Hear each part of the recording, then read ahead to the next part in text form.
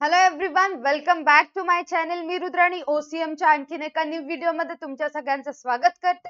या व्हिडिओमध्ये आपण आपले 3PS बघणार आहोत. अगोदरच्या व्हिडिओमध्ये आपण आपले 4PS विपणन मिश्राचे 4 घटक कंप्लीट झालेले. ते कोणते कोणते होते? वस्तू, किंमत, स्थान आणि विक्रय वृद्धी.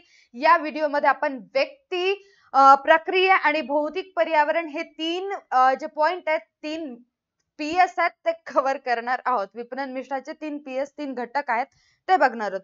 ओके, त्यातला फर्स्ट घटक आहे व्यक्ती. फर्स्ट घटक कोणता आहे? व्यक्ती. आता व्यक्ती म्हणजेच व्यवसायासाठी 2 व्यक्ती लागत असतात. ठीक आहे, 2 घटक महत्वाचे असतात व्यवसायासाठी. हे तर घटक महत्वाचेच आहेत, बट व्यक्तीबद्दल ज्यावेळेस आपण बोलतो, अंतर्गत घटक आणि बाह्य घटक हे 2 घटक सुद्धा महत्वाचे असतात. अंतर्गत घटकामध्ये कोण येतं? कर्मचारी, कामगारांचा समावेश अंतर्गत घटकामध्ये होतो. व्यक्तींबद्दल बोलतोय आपण. ओके, बहिर्गत घटकांमध्ये ग्राहक, समाजातील लोक, जे पॉलिटिशियन्स आहेत त्यांचा समावेश कशामध्ये होतो? बाह्य घटकांमध्ये होतो. अंतर्गत घटक व्यक्तींबद्दल, मनुष्यबळाबद्दल बोलायला गेलं तर कामगार असतील. ओके, तर अशा वेळी वस्तूची विक्री होण्यासाठी किंवा उत्पादनासाठी व्यक्ती हा घटक सुद्धा महत्वाचा असतो. एक ग्राहक असेल तर ग्राहक आपली वस्तू खरेदी करतोय, तो आपल्याला पैसे देतो, त्यामुळे आपल्याला नफा मिळतोय. समजायलंय? ग्राहक महत्वाचा आहे, बाह्य घटकातला ग्राहक महत्वाचा आहे. त्याचबरोबर त्या वस्तूचं उत्पादन घेण्यासाठी त्या ठिकाणी लागणारे कामगार हे अंतर्गत घटकांमध्ये येतात. दोन्ही घटक कुठे ना कुठे महत्वाचे आहेत. बघा, व्यवसायातील किंवा व्यवसायाबाहेरील, व्यवसायातील म्हणजे अंतर्गत, बाहेरील म्हणजे बाह्य घटक. ठीक आहे, लोक, व्यक्ती या प्रत्यक्ष किंवा अप्रत्यक्षरित्या व्यवसायावर प्रभाव टाकत असतात. प्रत्यक्षरित्या म्हणजेच काय? कामगार जर व्यवसाय संघटनेमध्ये असतील तर ती वस्तू चांगली बनेल, बाहेर प्रोडक्शन चांगलं निघेल, अंतिम वस्तू फायनल प्रोडक्ट चांगलं असेल. कामगार नसतील, सगळे प्रोडक्ट मशीनवरती, थोडे बहुत तर कामगार त्या ठिकाणी लागतात. म्हणजेच अंतर्गत घटक महत्वाचा आहे, प्रभाव टाकू शकतो. आणि त्याचबरोबर ती वस्तू बाह्य घटकांमधील ग्राहक खरेदी करतात. ते जर नसतील तर वस्तू कोण खरेदी करणार आहे? नफा कसा होणार आहे? व्यवसायाला यश कसं मिळणार आहे? समजायलंय? प्रभाव टाकत असतात. ग्राहकांना वस्तू किंवा सेवा बहाल करताना सर्व व्यक्ती क्रियाशील भूमिका पार पडतात. बहाल करणे म्हणजेच काय? अधीन करणे, त्यांच्या हातात देणं, बहाल करणं.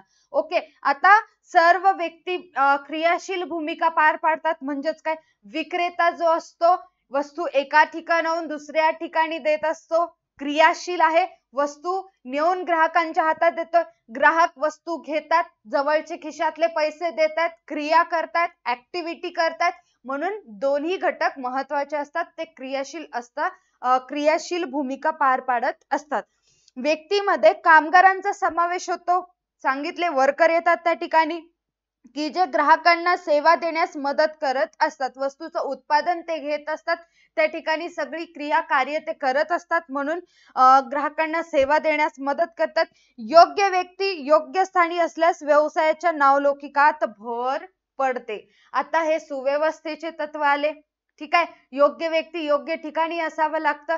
एखाद्या कर्मचाऱ्याला खूप ज्ञान आहे, बट त्याला आपण खाली बॉटलचे झाकण लावायला ठेवलो खाली. ठीक आहे, त्याचं नॉलेज एकदम हाय लेवलचं, टॉप लेवलचं आहे, त्याचा उपयोग व्यवसाय संघटनेनं केला नाही, त्याला बॉटलचे झाकण लावण्यासाठी त्याचा उपयोग केला.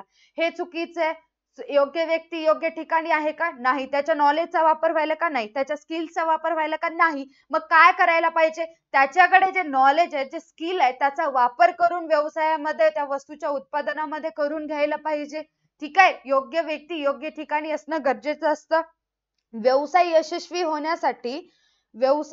यशस्वी होण्यासाठी योग्य व्यक्तीची निवड करणे, त्यांना प्रशिक्षित करणे, त्यांच्यातील कौशल्य विकसित करणे व त्यांची जोपासना करणे आवश्यक असते.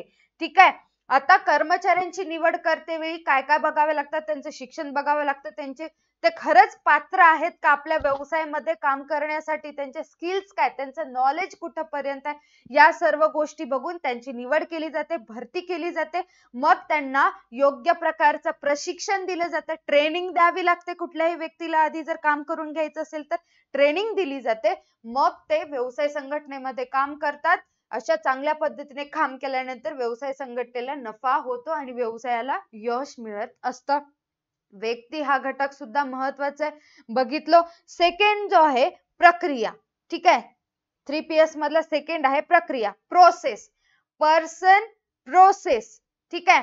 बघा आता, ग्राहकांना वस्तू आणि सेवांचे वितरण करण्याच्या कृतीशी संबंधित गोष्ट म्हणजे प्रक्रिया होय. वस्तूचं वितरण, वाटप करणे, प्रक्रिया घडायली. गोदामामधून वस्तू वाहतुकीच्या साधनामध्ये यायला, वाहतुकीचं साधन बाजारपेठेमध्ये गेलं, विक्रेता वस्तू ग्राहकांना विकला. ही सगळी काय प्रोसेस आहे, प्रक्रिया आहे. उत्कृष्ट प्रकारची सेवा देण्याबाबतचा महत्वाचा घटक म्हणजे प्रक्रिया आहे, प्रोसेस महत्वाचा आहे. वस्तू विका किंवा सेवा द्या, प्रक्रिया महत्वाची आहे. हे सगळं आपण सेवेसंबंधित बोलायलो, लक्षात घ्या. 4PS जे आहेत ते वस्तू मिश्रणाशी संबंधित आहेत आणि 3PS जे आहेत ते सेवा मिश्रणाशी संबंधित आहेत. एखादी सेवा बँकेमध्ये आपण बघतो, बँकेमध्ये जर सेवा देत असेल तर एक विशिष्ट प्रोसेस असते. जर तुम्हाला अकाउंट काढायचं असेल, खाते जर उघडायचं असेल बँकेमध्ये जाऊन, तर तुमच्यासाठी वेगळी प्रोसेस असते. आधी फॉर्म फिल करावा लागतो, जे काही डॉक्युमेंट्स असतात ते जोडावे लागतात, मग बाहेरून ऑनलाईन करून घ्या म्हणतात, मग आमच्याकडे या म्हणतात. ही सगळी काय प्रोसेस आहे, प्रक्रिया आहे. ग्राहकाला प्रमाणित सेवा देण्याबरोबरच त्याच्या वेळेची व पैशाची बचत करून त्याची कार्यक्षमता वाढविण्यासाठी चांगल्या प्रक्रियेची मदत होते. आता प्रोसेस मध्ये काय सांगितलेलं आहे, इतक्या चांगल्या पद्धतीने सेवा दिली पाहिजे जेणेकरून कस्टमरचा वेळ पण वाया जाणार नाही, ठीक आहे. म्हणजे परत परत कस्टमर तीच शिकायत घेऊन आपल्याकडे येणार नाही आणि त्याचबरोबर त्याचे पैसे जास्त खर्च होणार नाहीत. रिपेअरिंग साठी म्हणू शकता किंवा इतर कोणत्या गोष्टीसाठी पैसे जास्त खर्च होणार नाहीत, पैशाची सुद्धा बचत होईल. व्यवसायातील प्रक्रियेचे परिणामकारक निरीक्षण करण्यासाठी आणि गरजेनुसार परिणामकारक सुधारणा घडून आणण्यासाठी प्रगत तंत्रज्ञानाची मदत होते. CCTV वगैरे त्या ठिकाणी बसवलेले असतात आणि त्याचबरोबर बँकेमध्ये वगैरे आपण गेल्यानंतर सगळे त्यांचे डाटा वगैरे जे असते कम्प्युटर मध्ये असतात. प्रगत तंत्रज्ञानाचा उपयोग करून ते निरीक्षण वगैरे करून सेवा चांगल्या पद्धतीचा देण्याचा प्रयत्न करतात. इन्शुरन्स पॉलिसी मध्ये पण तुम्ही अशा प्रकारची सेवा बघू शकता. घरी बसल्या ठिकाणी तुम्ही मोबाईल वरनं इन्शुरन्सचा हप्ता पे करू शकता.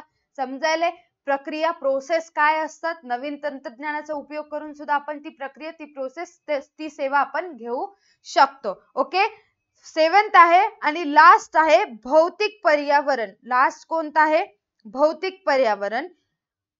भौतिक पर्यावरणाचा संदर्भ विपणन पर्यावरणातील ग्राहक आणि व्यवसाय संस्था यांच्यात होणाऱ्या देवाणघेवाणीशी असतो. आता भौतिक पर्यावरण हे ग्राहक आणि व्यावसायिक यांच्यात देवाणघेवाणीशी असतो.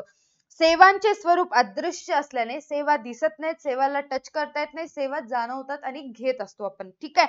अदृश्य असल्याने सेवा देणारा ग्राहकांचा अनुभव वाढविण्यासाठी दृश्य स्वरूपाचे घटक देण्याचा प्रयत्न करतात. आता एक्झॅक्टली हे काय आहे, हे एक्झॅक्टली काय, फॉर एक्झाम्पल तुम्ही एखाद्या मॉल मध्ये वगैरे गेला किंवा ते जाऊ दे, एखाद्या रेस्टॉरंट मध्ये तुम्ही गेला, जेवण्यासाठी गेला, ठीक आहे.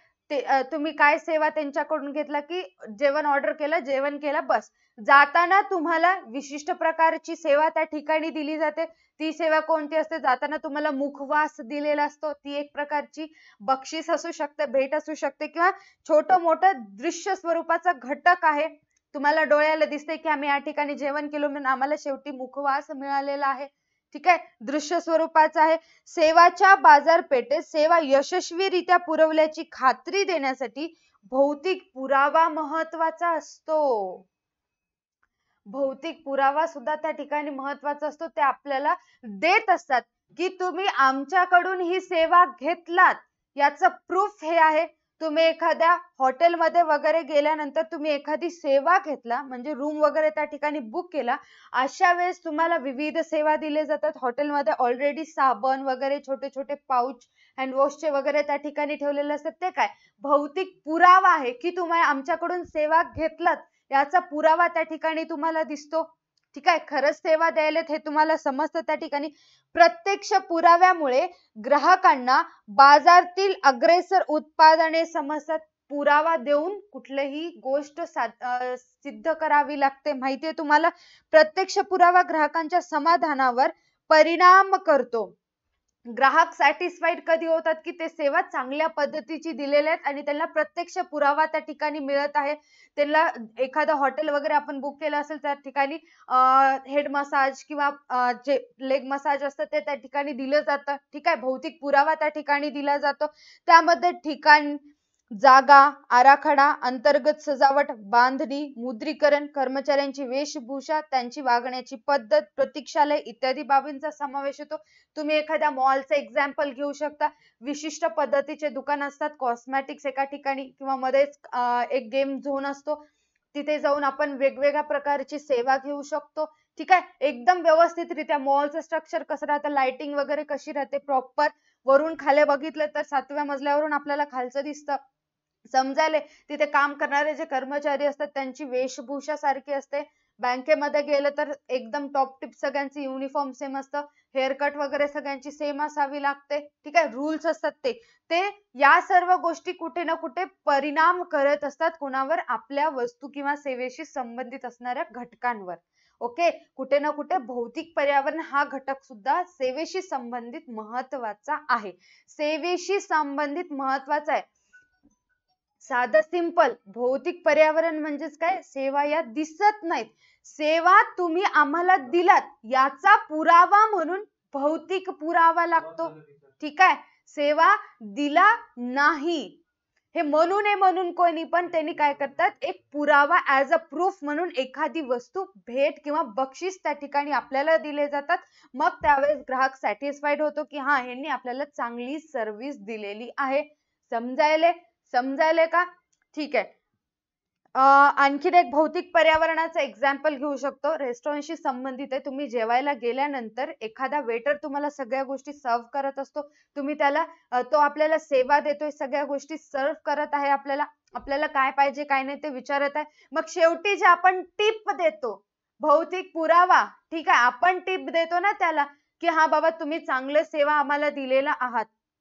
ठीक आहे. तुम्ही आम्हाला चांगली सेवा दिलेली आहात हे तुमच्यासाठी टिप असेल. समजायले भौतिक पुरावा कुठे ना कुठे महत्वाचा असतो. भौतिक पर्यावरण महत्वाचं असतं. आय होप तुम्हाला हे 3Ps समजले असतील. जर समजले नसतील किंवा काही डाऊट असेल तर तुम्ही कमेंट सेक्शन मध्ये कमेंट करू शकता.